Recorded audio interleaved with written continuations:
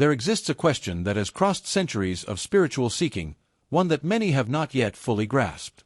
Why do those who recognize divinity within themselves still ask permission from the external world to act, create, manifest? In the lessons I learned reading the works of Neville Goddard, this contradiction is presented as the greatest obstacle between human beings and their complete realization. Divine consciousness is not fragmented. It does not divide itself between asking and being.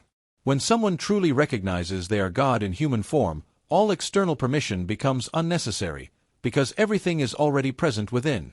The habit of asking permission was cultivated from childhood. Social structure teaches that power lies outside, in authorities, in circumstances, in material conditions. But this education creates an illusory separation between creator and creation. If consciousness is the only reality, as Neville Goddard taught repeatedly, then seeking approval outside oneself is denying one's own divine nature.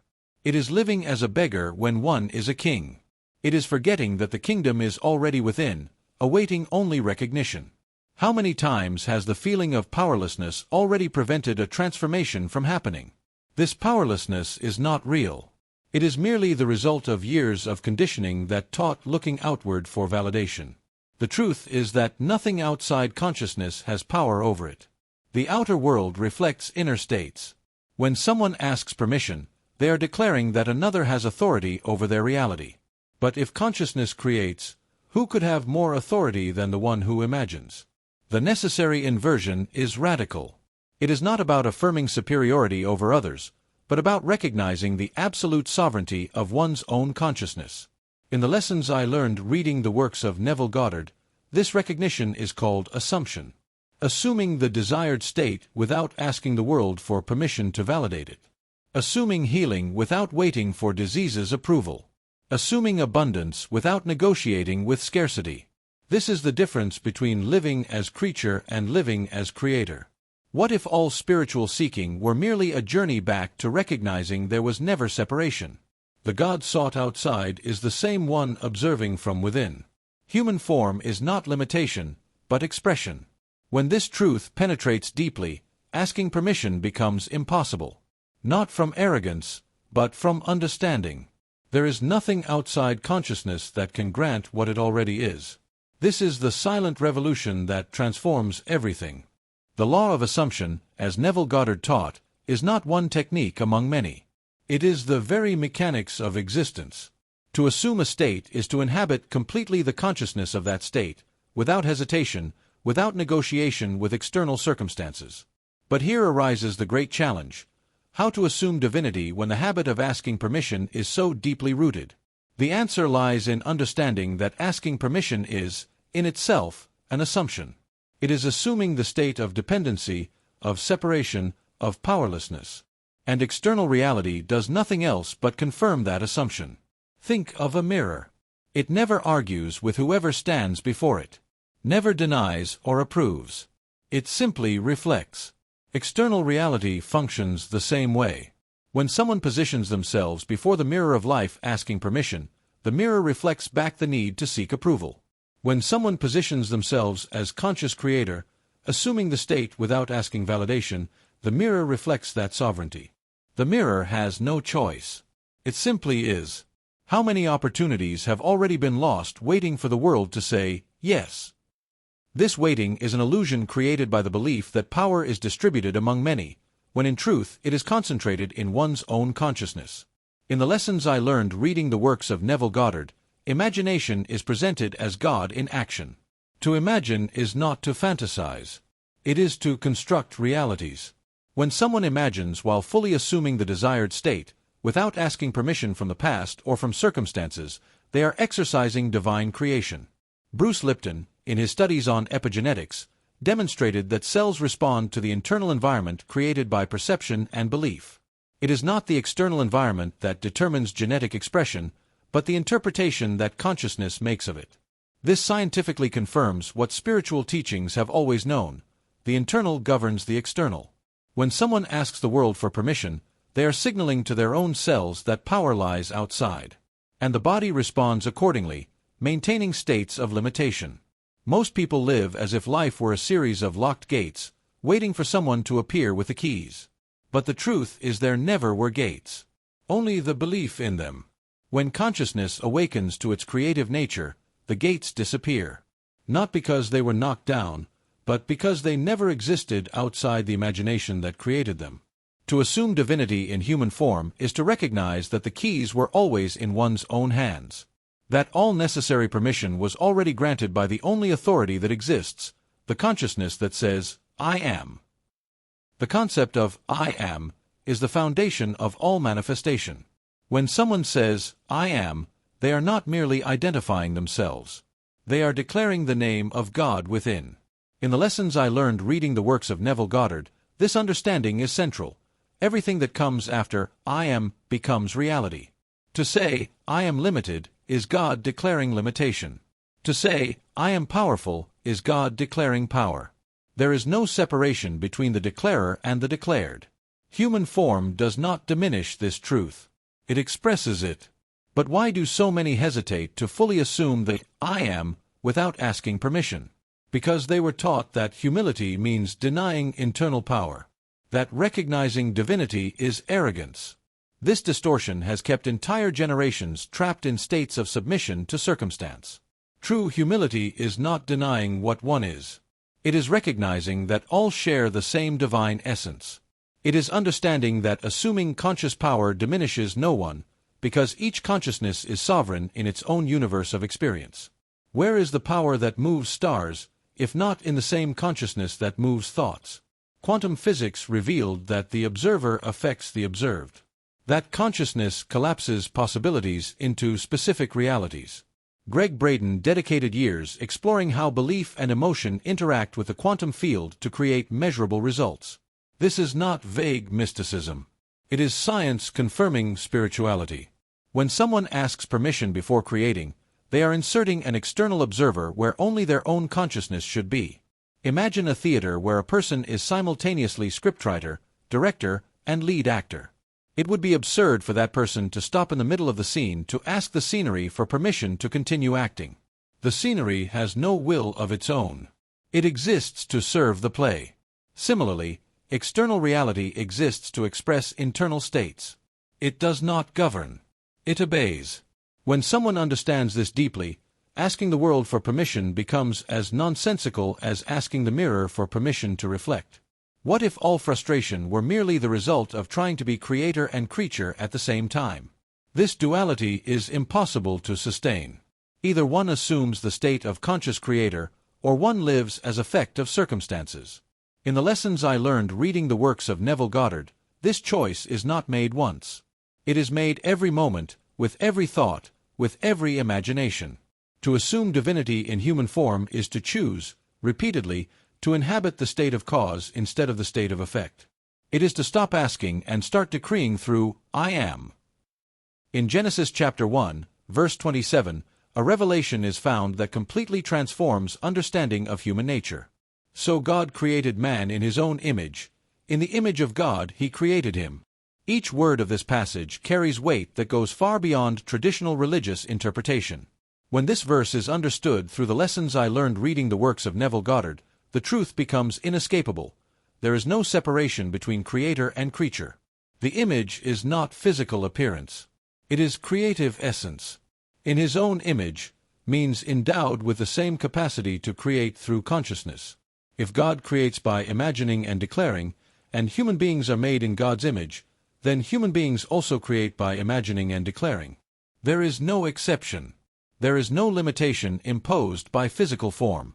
Matter does not govern consciousness. Consciousness governs matter.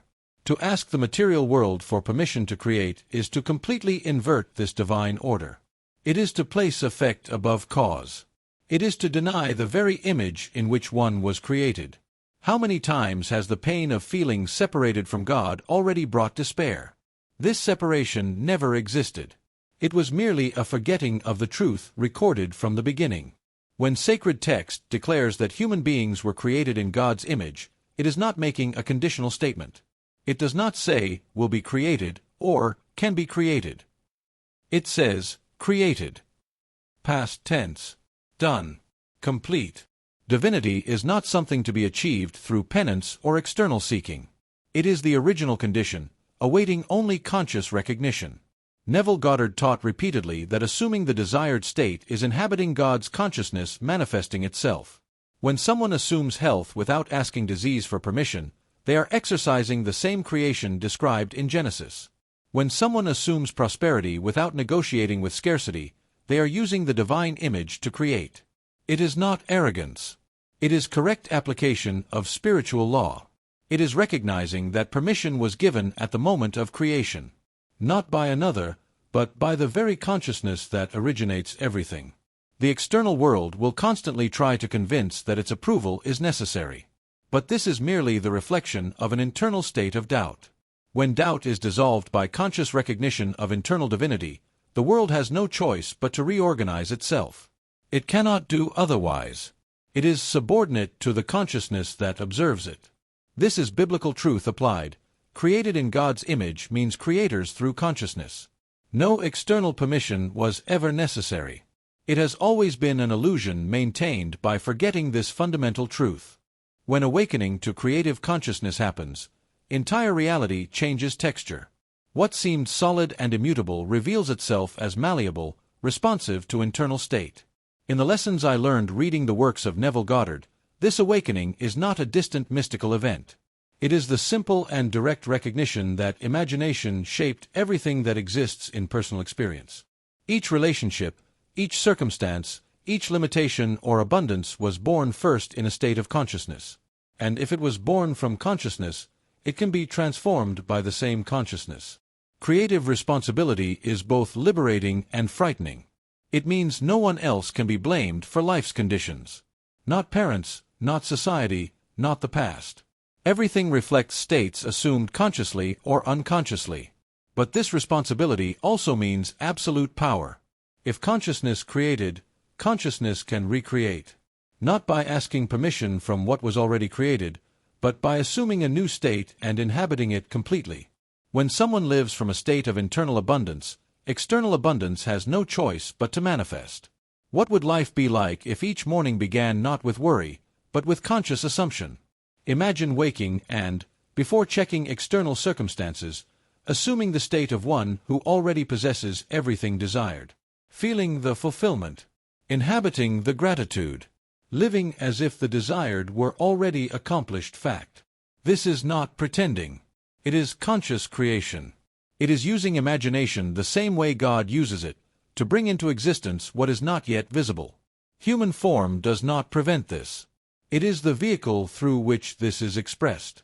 A concrete example.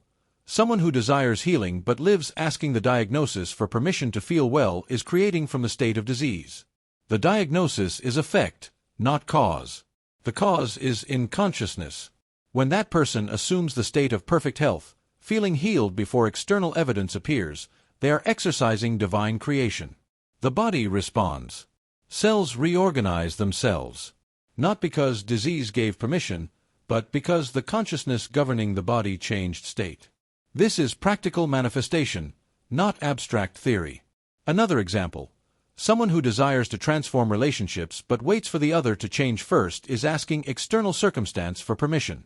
But in the lessons I learned reading the works of Neville Goddard, the other is always a reflection of internal state. When someone assumes internally that the relationship is harmonious, loving, full, and lives from that state without asking validation from the other's current behavior, the relationship transforms. Not by magic, but by law. The consciousness that assumes governs the experience. No external permission was, is, or will be necessary. This is the transformative application of divine truth in human form. The existential impact of recognizing one is God in human form cannot be underestimated. This understanding dissolves the entire belief system built upon separation, victimization, and dependency. When someone lives years believing power is distributed among external authorities, governments, institutions, other people, and suddenly discovers the only real power was always within, everything reorganizes. Anger may arise. Sadness for time lost. But something deeper also emerges: absolute freedom. Freedom to create without asking approval. Freedom to be without negotiating with others' expectations. Think of an ocean. Each wave imagines itself separate, fighting against other waves, asking the wind for permission to exist. But the truth is each wave is the ocean itself manifesting temporarily in individual form. When the wave recognizes it is ocean, fear of other waves disappears. The need for external approval dissolves. The wave does not lose its individual form, but understands its essence is the same as the whole. Similarly, recognizing divinity does not mean losing humanity. It means understanding that humanity is divinity expressing itself. Where does true healing reside, if not in recognizing there was never real wound in essence? The body may be sick, but the consciousness observing the body is untouchable.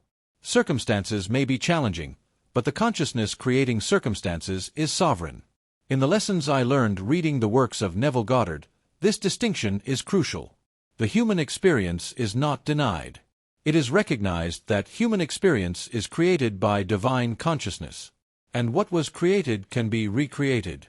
Not through struggle, but through assumption. The connection between body, mind, and spirit becomes clear when one understands all are expressions of the same consciousness. The body is not spirit's prison. It is instrument. The mind is not enemy. It is tool. The spirit is not separate. It is the essence permeating everything. When someone asks the body for permission to feel well, they are inverting the hierarchy. The body responds to consciousness, not the other way around. When someone asks the rational mind for permission to imagine greater possibilities, they are limiting the infinite to the finite. Consciousness precedes both. What if the call to a new state of being were not a long journey, but an instantaneous recognition? To assume divinity in human form does not require elaborate preparation. It requires decision. Decision to stop asking permission. Decision to inhabit the desired state now, not when circumstances agree. Decision to use I am with full awareness of its creative power. This decision can be made now. In this moment. There is no complex ritual. There is only assumption. Assume the state. Feel it real. Live from it. And observe how external reality has no choice but to reflect this new consciousness. A symbolic practice can anchor this transformation of consciousness. Imagine sitting in silence, closing the eyes, and simply observing the breath. Not to control it, but to recognize that the same force moving breath without conscious effort is the force moving galaxies. This force is not outside. It is operating through human form. Then, with eyes still closed, repeat internally, I am. Do not add anything after these words initially. Just inhabit the pure I am. Feel the weight of this declaration. Recognize that these two words contain all the creative power of the universe. After some moments inhabiting the pure I am, add the desired state. I am perfect health. I am abundance.